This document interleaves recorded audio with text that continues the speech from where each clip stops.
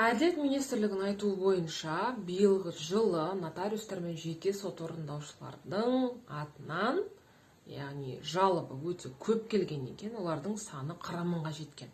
Бұл өткен жылмен салыстырғанда 2 есе көп деп жатыр.